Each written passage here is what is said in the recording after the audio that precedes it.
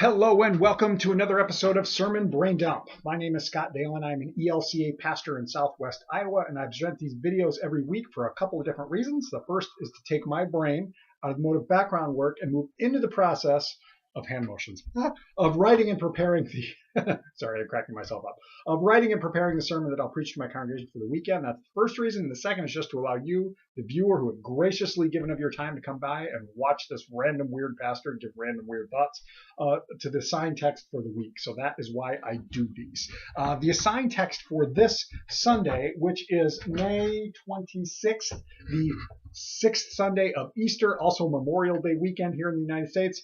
Our gospel text comes out of John chapter 14, verses 23 through 29. Now, it's a very brief passage that is found in the midst of the farewell discourse, which is what they call this long period of Jesus talking and teaching and kind of interacting with the disciples at the Last Supper. A few thoughts before I even get into it, that seem pertinent or seem applicable. So here we are, as I mentioned, we're in the season of Easter. And we're getting towards the end of the season of Easter. Actually, Ascension Day is this coming Thursday, and as we'll have that, and then there's that 10-day pause until we get to the day of Pentecost. But so we're coming toward the end of this season of Easter, and in many ways, at least here in my congregation, we've that sensibility of Easter is really kind of past. It's probably bad of me to say, but we celebrate Easter. We celebrate Easter on Easter, and then really kind of then we almost get back into the normal swing of things following that day. But we're still in the season, so we're still celebrating the resurrection of Jesus. We're still focusing in on the resurrection of Jesus. That's the sensibility behind all of this. And so, knowing that this text, or this brief portion of a text, comes out of the farewell discourse, comes out of the Last Supper, I can't help but think about the different ways that we hear it given the time period. So, how do we hear this on Monday, Thursday, or even on Good Friday? We don't usually hear that on Good Friday. How do we hear this on Monday, Thursday, knowing that that's typically when we focus in on John's version of the Last Supper? How do we think about this in preparation for Good Friday and the crucifixion pre-resurrection? Likewise, then how do we hear it now in the post-resurrection, in the reality of the risen Jesus, which is a reality that we live now in the midst of our regular day-to-day, because we live post-resurrection, and yet in our liturgical cycle, the liturgical seasons that we utilize, we're in that period. Likewise, how do we hear this in terms of post-Pentecost, because of what Jesus is talking about? Jesus is talking about how when he goes, the Father will send the Holy Spirit, the advocate, who will be with you and will stay with you. The presence of God will remain through the presence of the Holy Spirit. And so that's very Pentecosty, when the Spirit arrives in that season, and being empowered post-resurrection, even post-ascension. So we've kind of got all of these different sensibilities. They're kind of muddling around in my brain right now. And I bring that up because I think that's kind of the direction that I'm probably going to go with the sermon, of what are different ways that we hear this, and why is this meaningful to us now? But all that being said, now that I've been rambling about this for almost 4 minutes, how about we go ahead and read this brief passage? So again, John chapter 14, verses 23 through 29. And before I even begin, I have to state that what Jesus says here is in response to a question posed by one of the disciples. The disciple is actually Judas, not Judas Iscariot. So there were two Judases listed among the disciples, and this is the not bad one, if we want to say that. So he's asked a question because Jesus has been talking about, I depart and I go to the Father, and where I will be, you cannot come, and so on and so forth, and all this different stuff. And so I'm just going to pick up here. Judas, this is verse 22. Judas, not Iscariot, said to him, Lord, how is it that you will reveal yourself to us and not to the world? So the question seems to be, do we have privileged information here? Have you told us something that the world does not know? Being in your presence, is that revealing you in a way that the world does not get to experience? So that kind of seems to be the sensibility of this question. And now we have Jesus' response. Jesus answered him, those who love me will keep my word, and my Father will love them, and we will come to them and make our home with them. Whoever does not love me does not keep my words, and the word that you hear is not mine, but is from the Father who sent me. I have said these things to you while I am still with you, but the advocate, also known as the paraclete, not parakeet, worth mentioning, the Holy Spirit, whom the Father will send in my name, will teach you everything and remind you of all that I have said to you. Peace I leave with you. My peace I give to you. I do not give to you as the world gives. Do not let your hearts be troubled, and do not let them be afraid. You heard me say to you, I am going away, and I am coming to you.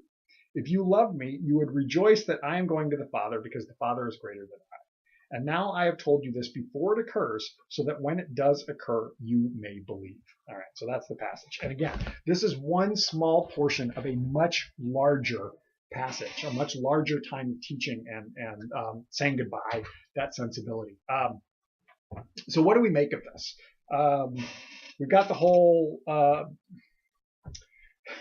had to pause. What do we make of this? I mean, there's a lot of different things happening in this one little section, any of which we could really take and run with. But Jesus is, the first thing that comes to mind is one of the last things Jesus says. So I tell you this now, so that when it happens, you may believe. We've got Jesus who's about to die.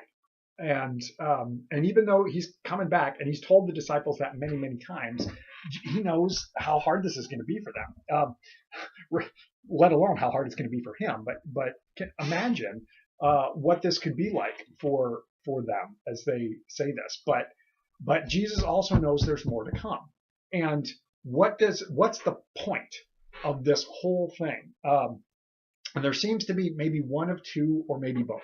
So Jesus says, those who love me keep my word. What is his word? What is his command? That's another way of looking at it, because we also hear in different parts. In fact, it was the gospel last week, a new command I give to you, that you love one another. As I have loved you, so you should love one another. And he says that if you love me, you will keep my words. And my Father will love you, and I will love you. And we will come to you, and we will abide with you. Well, what's that going to look like? Is that talking about the second coming of Christ? Or is the presence of the Father and the Son there with the Holy Spirit, which will dwell among us, which will dwell within us, that we will be empowered with the Holy Spirit, that gift of the Spirit that comes upon us? Is that what Jesus is talking about here? Maybe. I don't know. But how is that expressed? And that's really kind of the big question that I'm wrestling around with as we hear this now, post-Easter, pre-ascension, although ascension's coming right up and we're going to be into the season of Pentecost and be reminded that we have received the Holy Spirit and the Holy Spirit blows among us where it will. How do we do that? What is the command of Jesus? Well, the command of Jesus seems to be love one another. That the presence of Jesus, the belief in Jesus, means that we have love for one another. Now, what does love mean? Well, it means a lot of different things. And in fact, in the Greek, there's like 6 or 7 different words that we translate as love. Now, this one here is agape. If you've maybe heard me talk about that before. Now, agape is that perfect, sacrificial, all-in love that God has for us. Are we capable of that? Maybe in brief instances, but of course we're going to screw it up because our selfish natures do tend to get in the way. But that's not to indicate that agape love is the only one. There are many different kinds of love, and they all seem to indicate relationship. And what I love about this, as we hear Jesus talking about both the Father and himself and the Holy Spirit, we know that there is this one God that exists in 3 persons. We call that the Holy Trinity. And do we understand it? Heck no. And there have been countless writings and countless church councils over the course of our history that have tried to make sense of the Holy Spirit, and sometimes we just can't. But can we leave it with the presence of the Holy Spirit, or the presence of God within us, the hearing of Jesus' word, the love of God will be expressed, will be experienced as we show love to one another, as we live in that mutual relationship with one another that is ongoing and is possible only because we bear the divine image of the one who made all this out of joy and love in the first place. And is that a connection clear back to the beginning of Genesis? Maybe so. I tend to go there. And John does that too. That's where John begins, clear back in John chapter 1.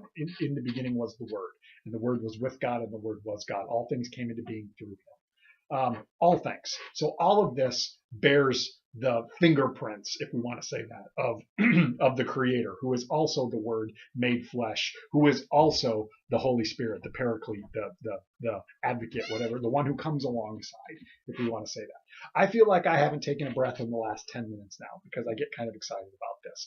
I'm still very scattered. I don't know exactly where this is going to go sermon-wise yet, but these are the things that I'm thinking about. Of course, there's countless more stuff down in this brief reading that we could focus in on if we wanted to.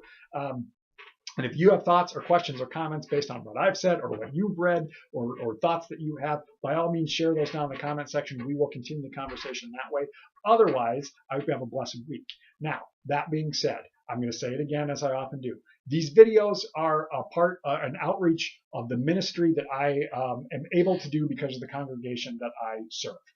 If you feel that these videos are a blessing and that you would like to support the ministry that allows me to do that, I will put down in the comment section the link to my congregation's website, which you can follow. And if you want to throw a few shekels that way to support the ministry, that would be greatly appreciated. No pressure to do so, but if you feel so led, it would be wonderful. Have a great week, everyone. We will catch you next time.